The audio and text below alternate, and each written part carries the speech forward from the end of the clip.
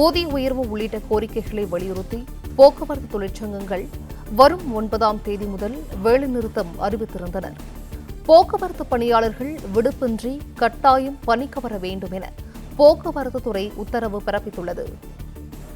இதுகுறித்த முழு விவரங்களையும் செய்தியாளர் ராஜகுமரன் வழங்க கேட்கலாம். ராஜகுமரன், வணக்கம். இது தொடர்பான விவரங்கள். 9ஆம் தேதி முதல் வேலைநிறுத்த போராட்டத்தில் ஈடுபட போவதாக சிஐடியு, ஏஐடியுசி, அண்ணா தொழிற்சங்கம் உள்ளிட்ட தொழிற்சங்கங்கள் இணைந்து அறிவிப்பினை வெளியிட்டிருக்கின்றார்கள்.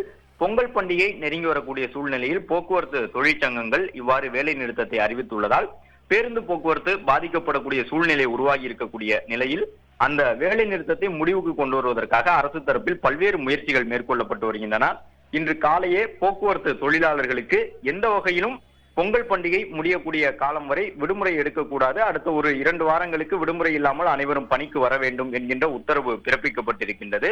என்றாலும் வேலை நிறுத்தத்தில் ஈடுபட உள்ளதாக அறிவிப்பு செய்திருக்கக்கூடிய போக்குவரத்து தொழிற்சங்கங்கள் திட்டமிட்டபடி 9ஆம் தேதி வேலை நிறுத்தத்தில் ஈடுபடுவோம் என்ற அறிவிப்பினையும் இன்று காலை வெளியிட்டிருந்தார்கள். இந்த நிலையில்தான் தமிழக முதலமைச்சருடன் போக்குவரத்து துறை அமைச்சர் ஒரு நீண்ட ஆலோசனையை தற்பொழுது தலைமைச் செயலகத்தில் மேற்கொண்டிருந்தார்.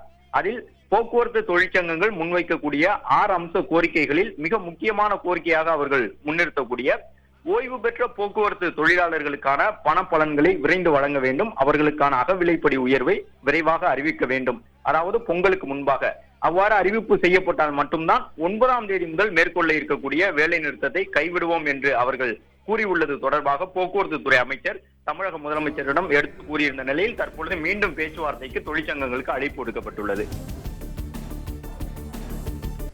விவரங்களுக்கு நன்றி ராஜ்குமரன்.